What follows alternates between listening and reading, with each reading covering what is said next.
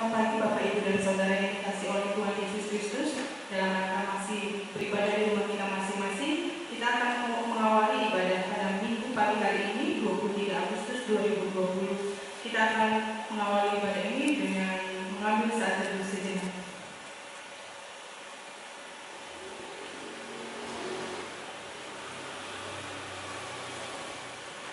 Kita akan mengawali ibadah ini dengan menyanyi dari pujian dari pelengkap Ibu Jemaat nomor 3. Kita nyanyikan satu kali.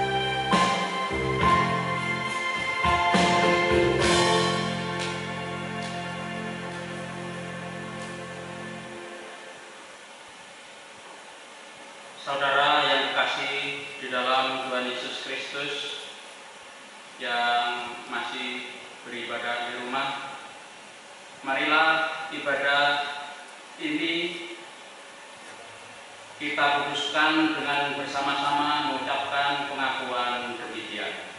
Sumber pertolongan bagi kita adalah Tuhan yang menciptakan langit dan bumi. Amin. Damai sejahtera dari Allah Bapa, Anak dan Roh Kudus menyertai saudara sekalian. Amin.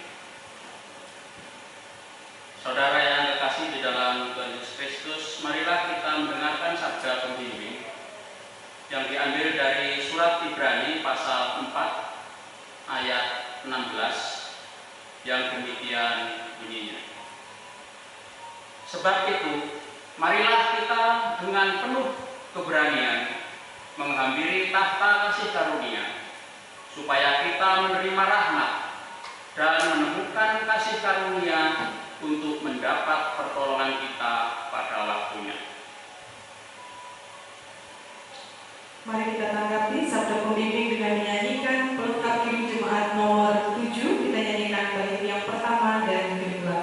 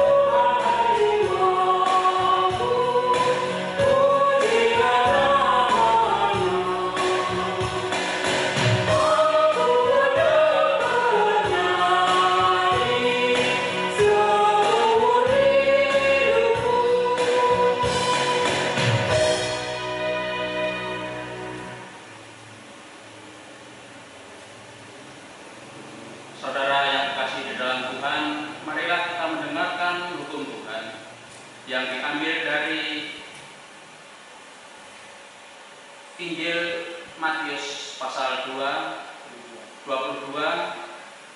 ayat 37 sampai dengan 40 yang demikian bunyinya. Jawab Yesus kepadanya, "Kasihilah Tuhan Allahmu dengan segenap hatimu dan dengan segenap jiwamu dan dengan segenap akal budimu. Itulah hukum yang terutama dan yang pertama. Dan hukum yang kedua yang sama dengan itu ialah, kasihilah sesamamu manusia seperti dirimu sendiri. Pada kedua hukum inilah tergantung seluruh hukum Taurat dan kitab para nabi." Demikianlah pembacaan hukum Tuhan bagi kita yang adalah menjadi cermin bagi kehidupan kita sehari-hari, dan tentu kita masih banyak melanggar apa yang menjadi hukum Tuhan ini. Untuk itu marilah kita menyesali dosa dan kesalahan kita di hadapan Tuhan dan memohon pengampunannya dengan menyanyikan pelengkap hidung jemaat nomor 126. Pelengkap hidung jemaat 126 kita nyanyikan bait yang pertama dan kedua.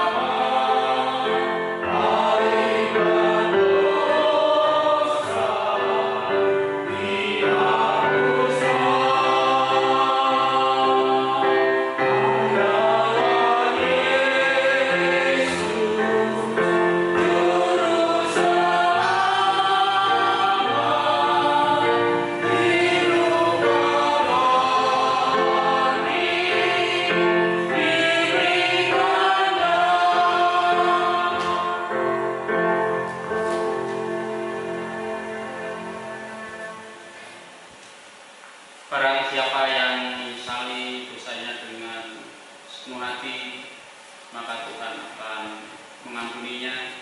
Dan marilah kita memperhatikan berita anugerah yang diberikan pada kita yang diambil dari Injil Markus pasal 2 ayat 17.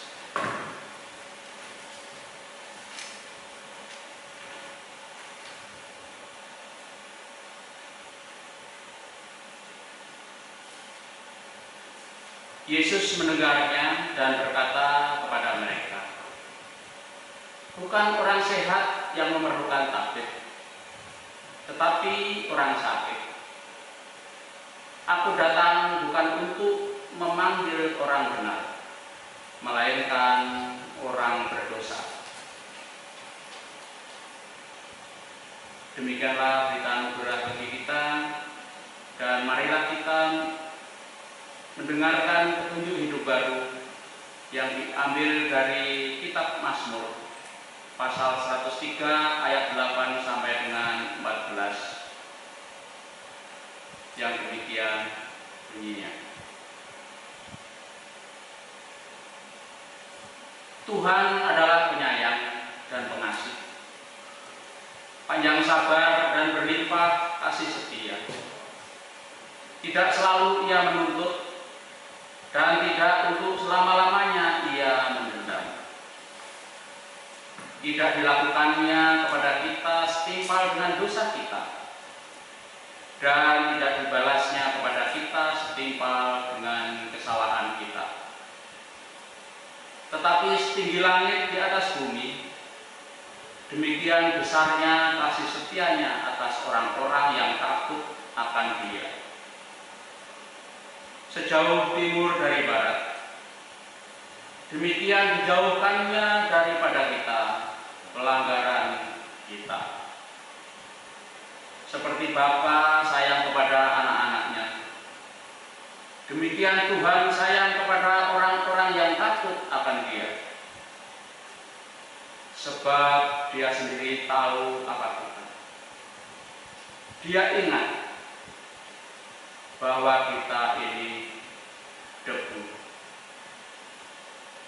Marilah kita sanggupi petunjuk hidup baru tadi dengan memuji nama Tuhan melalui Kidung Jemaat nomor 53 bait 1 dan 2.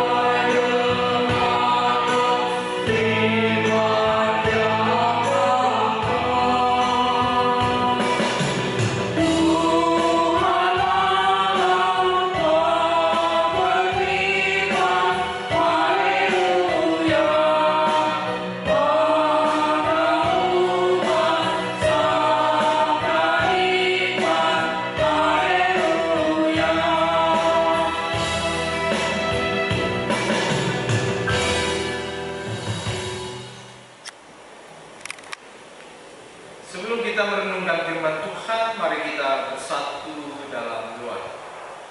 Ya Bapa, segala tulisan yang telah Engkau ilhamkan itu jadikanlah bermanfaat untuk mengajar kami, menyatakan kesalahan kami, memperbaiki kelakuan kami, dan untuk mendidik kami dalam kebenaran Yesus Kristus.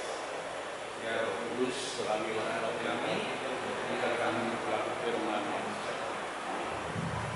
Sabda Tuhan di Minggu 23 Agustus 2020.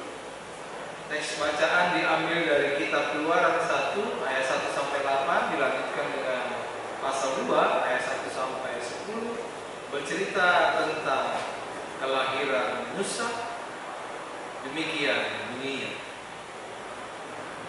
Khotbah pada pagi hari ini diambil dari Keluaran pasal 1 ayat 1 sampai 8 dan dilanjutkan Keluaran pasal 2 ayat 1 sampai 10. Demikian tertulis. Orang Israel ditindas di Mesir. Inilah nama para anak Israel yang datang ke Mesir bersama-sama dengan Yakub. Mereka datang dengan keluarganya masing-masing. Ruben, Simeon, Lewi, dan Yehuda. Iskandar, Zebulon, dan Benyamin, dan serta Naftali, Gad, dan Aser. Seluruh keturunan yang diperoleh Yakub berjumlah 70 jiwa. Tetapi Yusuf telah ada di Mesir. Kemudian matilah Yusuf serta semua saudara-saudaranya dan semua orang yang seangkatan dengan dia. Orang-orang Israel beranak cucu dan tak terbilang jumlahnya. Mereka bertambah banyak dan dengan dahsyat berlipat ganda, sehingga negeri itu dipenuhi mereka. Kemudian bangkitlah seorang raja baru memerintah tanah Mesir yang tidak mengenal Yusuf. Kita lanjutkan dengan Keluaran pasal 2 ayat 1 sampai 10.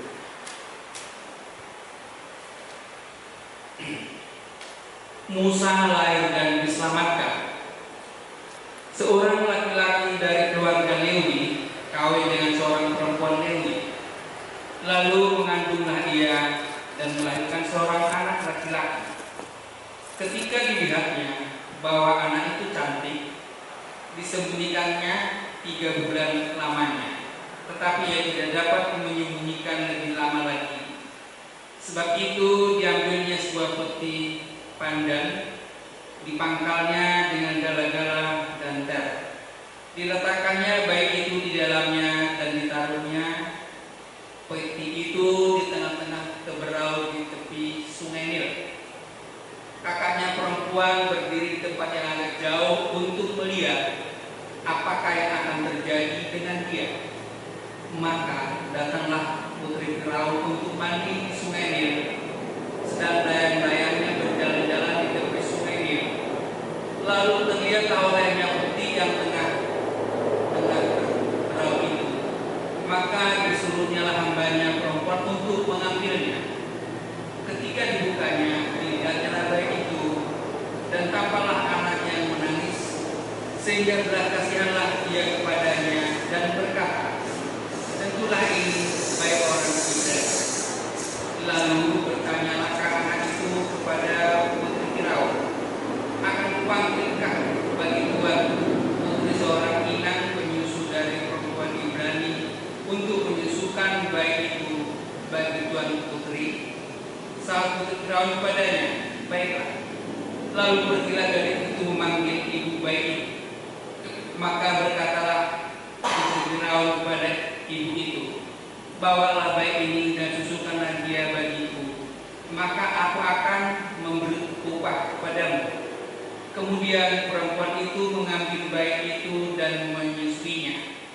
Ketika anak itu telah besar, dibawanya pada putri Firaun yang mengangkatnya menjadi anaknya dan menamainya Musa, sebab katanya, karena aku telah menariknya dari air. Demikian firman Tuhan. anak-anak sekolah minggu, pemuda dan saudara-saudara yang dikasihi Tuhan. Dua pasal menjadi bacaan kita di Minggu 23 Agustus 2020. Saya akan mengawalinya dengan demikian. Ketika ada penindasan, pasti di situ akan muncul pejuang. Ketika ada yang dianiaya, pasti di situ akan muncul pahlawan. Nah, bacaan kita dua pasal dirangkum dan ini menjadi bacaan bagi seluruh gereja-gereja Kristen Sumatera bagian selatan. Panduan dari SA, Sumber Air Hidup Sinode GKSBS, mengambil bacaan ini dengan judul Musa, anugerah Tuhan bagi bangsa Israel. Jadi ketika kita membaca dari Keluaran pasal yang pertama atau bab pertama, orang Israel sedang ditindas di Mesir. Itu bisa dibayangkan kalau kita tarik ke Indonesia, negara kita. Indonesia pernah ditindas. Yang paling lama itu adalah negara Belanda. Baru yang paling singkat negara Jepang. 3,5 tahun kalau menurut pelajaran sejarah yang pernah saya dapat. Nah, ketika seseorang mengalami penindasan, penganiayaan, pasti di situ ada pejuang. Pasti di situ ada pahlawan. Jadi yang kita baca ini adalah cerita tentang Musa.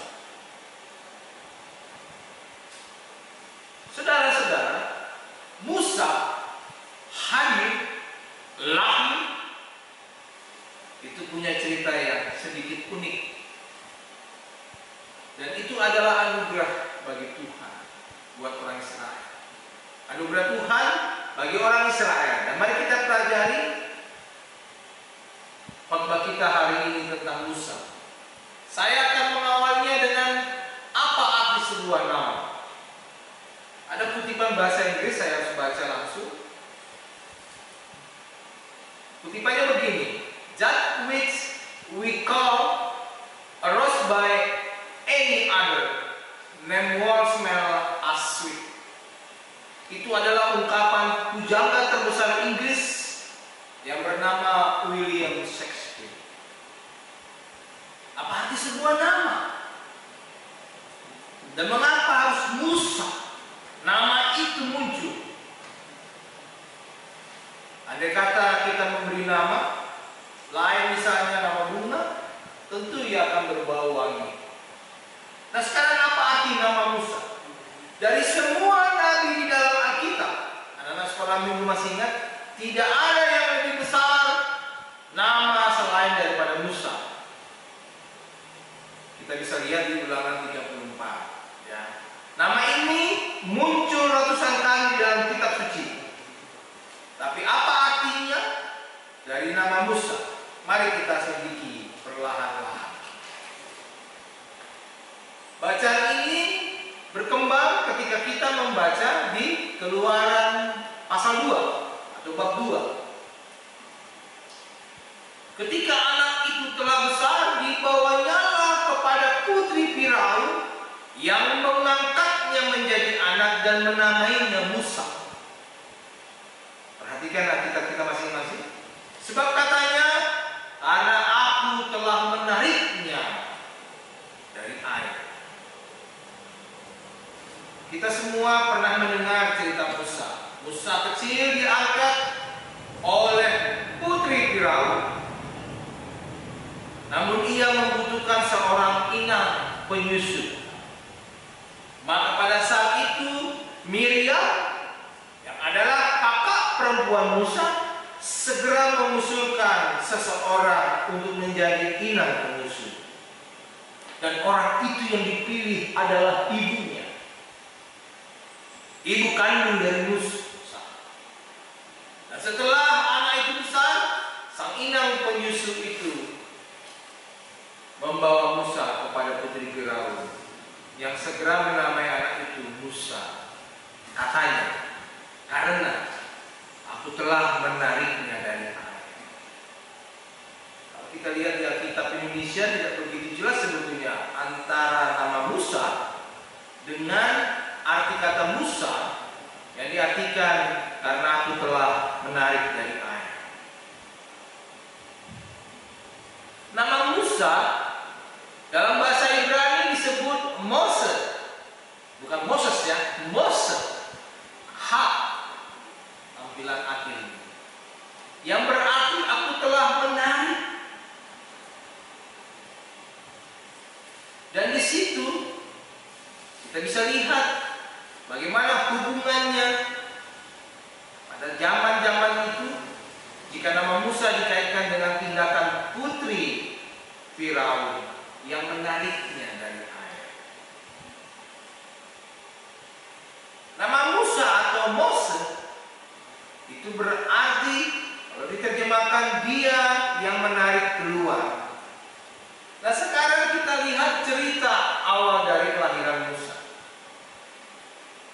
Cerita Musa tidak lain karena peran dari para ibu, peran dari para perempuan yang terlibat. Nanti kita lihat siapa saja yang terlibat, para perempuan.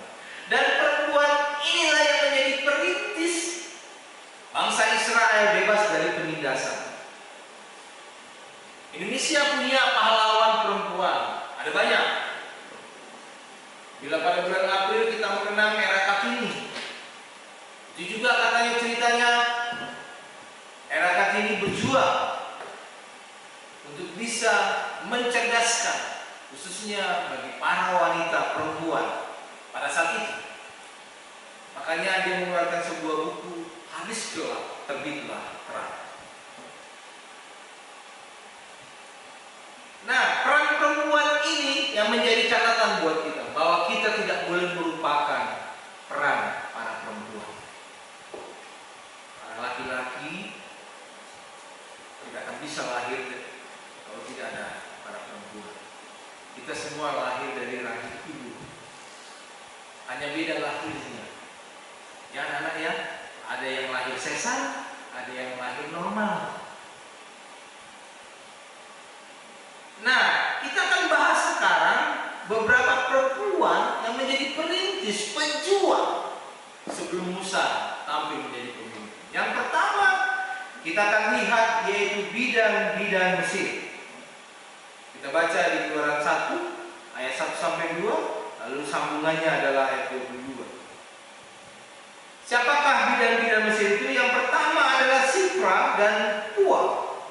Beserta para asistennya, mereka tak mau tunduk pada perintah jahat Firaun, bahkan mereka mempertaruhkan nyawanya. Ingat ya, bahwa perempuan tidak kalah hebatnya juga dengan laki-laki. Mempertaruhkan nyawanya untuk bisa berani mengakali Firaun. Yang kedua tentu jelas adalah ibu kandung dari Musa. Sebab kakak perempuan Musa sudah mengusulkan permintaan putri Firaun, dia harus ada inang penyusu yang menyusui.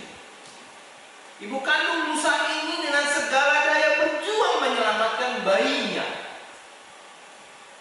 walaupun sampai akhirnya dia bertemu dengan Musa. Kenapa? Karena waktu itu Firaun mengeluarkan bunuh semua anak laki-laki dari orang Israel. Kira-kira begitulah bunyi perintahnya. Dan ibu ini dengan segala berjuang menyelamatkan bayinya meski harus ditaruh di sebuah keranjang lalu mengalir di tengah teberau di sungai ini. Ia sempat menyusui anaknya sendiri walaupun bayi itu sudah diangkat menjadi anak angkat Firaun. Dan ini nanti ada sambungannya ketika Yusuf menjadi Perdana Menteri di Mesir. Bila nanti ketemu teks nanti saya akan jelaskan. Kita sekarang fokus ke sini. Selain bidan-bidan Mesir, ibu kandung Musa, lalu yang ketiga adalah kakak perempuan Musa yang bernama Miriam. Dia yang mengusulkan agar ada inang penyusu. Kakak perempuan Musa ini tetap setia mengikut dan mengawasi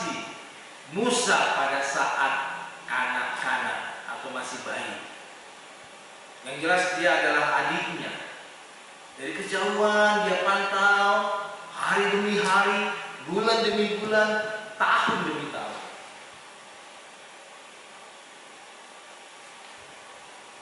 Setelah kakak Musa yang berinisiatif gesit mengusulkan ide cemerlang supaya anaknya ini ditemukan oleh putri Firaun. Yang keempat adalah putri Firaun sendiri, putri Raja Mesir, juga ikut berperang. Dia menunjukkan belas kasihan kepada bayi Musa yang ditemukan, walaupun dia sudah menduga bahwa bayi itu bisa jadi adalah bayi orang Israel. Bahkan sang putri Firaun itu mengatakan kepada Musa, ini akan menjadi anakku dan aku akan mengasuhnya di sana. Ada tafsiran yang menyebutkan bahwa putri Firaun itu tahu bahwa bayi Musa itu adalah orang Israel. Tapi putri Firaun menunjukkan belas kasih di tengah-tengah penindasan, di tengah-tengah perjuangan hidup. Bapak Ibu, anak-anak pemuda, percaya masih ada anugerah Tuhan di sini. Dan putri Firaun dipakai oleh Tuhan untuk menunjukkan belas kasihnya sehingga Musa bisa bertumbuh dari masa kanak-kanak, masa remaja, hingga sampai dia memimpin nanti bangsa Israel keluar dari Mesir. Walaupun pada akhir ceritanya Musa tidak sampai ke tanah perjanjian. 5 yang terakhir adalah istrinya sendiri. Siapakah istri Musa? Anda sekarang ini pasti tahu. Zipora. Zipora adalah istri Musa yang telah mengubah hidup Musa. Setidak-tidaknya Musa menjadi sang pangeran di Mesir. Dilatih, membina keluarganya sendiri, mengembalakan ternak mertuanya, dan kelak Zipora juga melihat bahwa Musa bisa menyelesaikan hidup. Bapak Ibu saudara-saudara, cerita Musa ini adalah bagian sejarah hidup. Bayangkan saja pada saat itu ditaruh di sebuah keranjang, dialiri sungai, dan itu tidak disetting apa-apa. Tetapi pada saat itu putri Firaun mengajak para ajudannya, kalau di zaman sekarang dia ingin mandi, lalu dilihatnya ada keranjang berisi seorang bayi, tiba putri Raja Firaun, putri Raja penjajah. Kalau kita pikir-pikir ya sebetulnya, dan saya sampai pada keputusan, coba sekiranya kemarin kita dijajah bukan oleh orang Belanda, oleh orang Jerman, bisa lebih pintar lagi. Pada saat itu Eropa terbagi, Eropa Barat, Eropa Timur. Misalnya Singapura, lihatlah, negaranya kecil, tapi luas negara juga kecil, pemerintahnya juga tidak terlalu, sistem pemerintahnya juga berbeda dengan kita, tapi bisa maju di salah satu negara Asia Tenggara. Tapi sudahlah, sejarah sudah mencatat bahwa Belanda menurut cerita 350 tahun menjajah, lalu diiringi Jepang yang cuma 3,5 tahun. Untuk mencapai kemerdekaan yang kemarin kita rayakan 17 Agustus itu, Bapak Ibu, saudara-saudara pemuda, bukan hal gampang. Perjuangan para pendiri, pengorbanan harta, pengorbanan materi, terlebih lagi dari semuanya itu adalah kemerdekaan itu anugerah dari Tuhan. Cerita Musa ini, Musa hadir karena anugerah dari Tuhan. Belajar dari situlah, mari kita merespon anugerah itu. Bahwa ternyata di tengah-tengah penindasan, di tengah-tengah ketidakberdayaan kita, di tengah-tengah penganiayaan, lika-liku kehidupan yang kita jalani, saya mengajak kita semua, aminkanlah bahwa masih ada anugerah Tuhan yang menolong kita, menopang kita. Selamat hari Minggu, Tuhan Yesus memberkati kita. Mari kita satukan. Bapa kami yang di surga, terima kasih ya Tuhan. Pada minggu hari ini. Kami berterima kasih bertemu dengan cerita Musa yang didahului perjalanan bangsa Israel dijajah, ditindas oleh Firaun, Raja Mesir. Namun itu menjadi sejarah ya. Sejarah hidup bahwa di tengah-tengah penindasan, di tengah-tengah ketidakberdayaan bangsa Israel, umat pilihan, ada anugerah Tuhan yang datang. Musa lahir lewat berbagai cara, lewat beberapa perempuan yang dipakai, 5 perempuan yang dipakai, menjadi anugerah buat Tuhan sehingga Musa pun bisa melakukan tugas Tuhan. Kami juga memohon pertolongan Roh Kudus Tuhan supaya kami juga bisa memenuhi panggilan menjalani setiap kehidupan kami dalam susah maupun senang, karena masih ada anugerah Tuhan hadir di tengah kami. Dalam nama Yesus kami naikkan ucapan syukur. Amin. Tuhan yang dikasih oleh Tuhan Yesus, mari kita responi sabda Tuhan tadi dengan nyanyian dari Kirim Jumat nomor 375, kita nyanyikan 2 kali.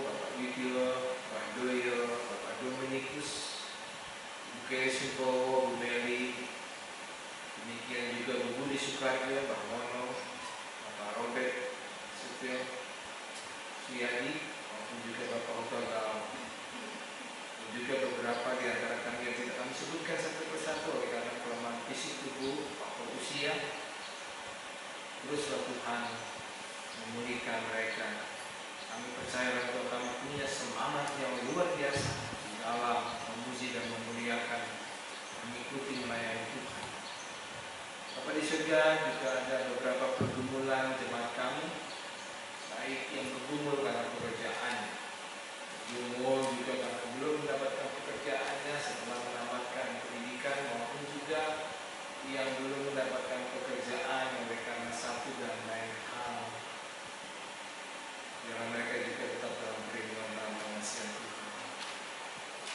kami yang bergumul iman, bergumul karena kelemahan ekonomi rumah tangga, bergumul dalam keluarga oleh karena sudah beberapa tahun berkeluarga namun belum dikaruniai keturunan. Juga mereka ya Tuhan, sehingga mereka terus menerus berserah penuh kepada Tuhan dan mau meletakkan segala kehidupan ini hanya di dalam nama pengasihan Tuhan saja. Bagi anak kami yang bersekolah, baik yang dari PAUD, SD, TK, SMP, SMA sampai perguruan tinggi, dan juga pelihara kehidupan anak kami. Meskipun mereka masih dalam suasana belajar online, oleh karena di Provinsi Kota Jambi ini Tuhan ada peningkatan pasien corona di berbagai tempat dan kota. Beri hati kami Tuhan sebagai orang tua dan wali hikmat-Mu yang luar biasa supaya kami bisa menuntun anak-anak kami, mengajari mereka, dan terlebih lagi Tuhan memberkati usaha yang kami lakukan dan pekerjaan kami sehingga kami bisa menyekolahkan anak-anak kami Tuhan, sehingga mereka tidak terputus sekolah lalu mencapai ilmu pengetahuan yang menjadi modal dasar cita-cita mereka, masa depan mereka di kemudian. Kami juga berdoa secara khusus juga Tuhan untuk pemerintah, bangsa dan negara kami, Bapak Presiden, Wakil Presiden, seluruh jajaran, menteri, pimpinan daerah, provinsi, bupati, wali kota, hingga sampai kepala dusun-dusun ada di seluruh pelosok Nusantara. Teruslah Tuhan memberikan kesehatan buat mereka, memberikan juga hikmat untuk Tuhan, sehingga keputusan-keputusan diambil oleh para pemimpin bangsa kami dan tingkat besar maupun kecil Tuhan boleh menyuarakan keadilan dan kebenaran, dan terlebih lagi Tuhan nama-Mu lah yang dipermuliakan. Bikinlah kehidupan berbangsa dan bernegara kami semua ya. Kami juga mau berdoa Tuhan untuk beberapa jemaat kami dalam sepekan mendatang berulang tahun. Gantilah mereka masing-masing Tuhan kehidupannya, pekerjaannya, sekolahnya Tuhan, sehingga mereka boleh merasakan bahwa satu tambah tahun usia yang diberikan Tuhan memberi semangat untuk mereka tetap hidup. Karena itu mereka percaya hidup yang mereka lalui adalah karena anugerah Tuhan. Bapa, masih banyak uraian syafaat kami yang hendak kami sampaikan ya Tuhan, sempurna seluruh rangkaian syafaat kami. Kami alaskan di dalam nama Anak-Mu Tuhan Yesus Kristus Juru Selamat kami. Kami telah berdoa dan bersyukur. Amin. Mari saudara-saudara kita memberikan persembahan syukur. Saya bacakan nas persembahan kita dari kitab 1 Tawarikh 29 ayat 17. Aku tahu ya Allahku bahwa Engkau adalah pemuji hati dan berkenan kepada keikhlasan. Maka aku pun mempersembahkan semuanya dengan sukarela dan tulus ikhlas. Dan sekarang umat-Mu yang hadir di sini telah kulihat memberikan persembahan sukarela kepadamu dengan sukacita. Mari kita nyanyikan Kidung Jemaat 389. Oh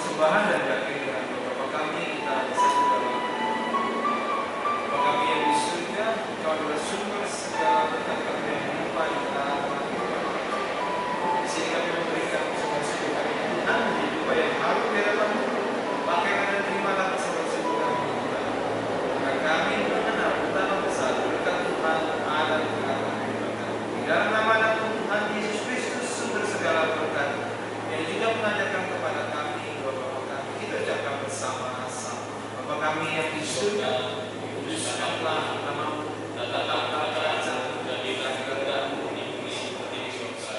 Berilah kami pada hari ini makanan kami yang secukupnya, dan ampunilah kami akan kesalahan kami seperti kami mengampuni orang yang bersalah kepada kami. Dan janganlah bawa kami ke dalam pencobaan, tapi lepaskanlah kami dari yang jahat. Karena Allah yang punya kerajaan dan kuasa dan kemuliaan sampai selama-lamanya. Marilah kita mengucapkan pengakuan iman Rasul. Aku percaya kepada Allah Bapa yang Maha Kuasa, Khalik langit dan bumi, dan kepada Yesus Kristus, Anaknya yang tunggal Tuhan kita, yang dikandung daripada Roh Kudus, lahir dari anak darah Maria, yang menderita di bawah pemerintahan Pontius Pilatus, disalibkan, mati dan dikuburkan, turun ke dalam kerajaan maut. Pada hari yang ketiga bangkit pula dari antara orang mati, naik ke surga, duduk di sebelah kanan Allah Bapa yang Maha Kuasa, dan akan datang dari sana untuk menghakimi orang yang hidup dan yang mati. Aku percaya kepada Roh Kudus, gereja yang sesungguhnya, persekutuan orang kudus, pengampunan dosa, kebangkitan daging dan hidup yang kekal. Marilah kita mengakhiri ibadah minggu yang ke-11 setelah Trinitas dengan menerima berkat dari Tuhan memberkati engkau dan melindungi engkau. Kami menyinari engkau dengan wajah-Nya dan memberi engkau kasih karunia. Tuhan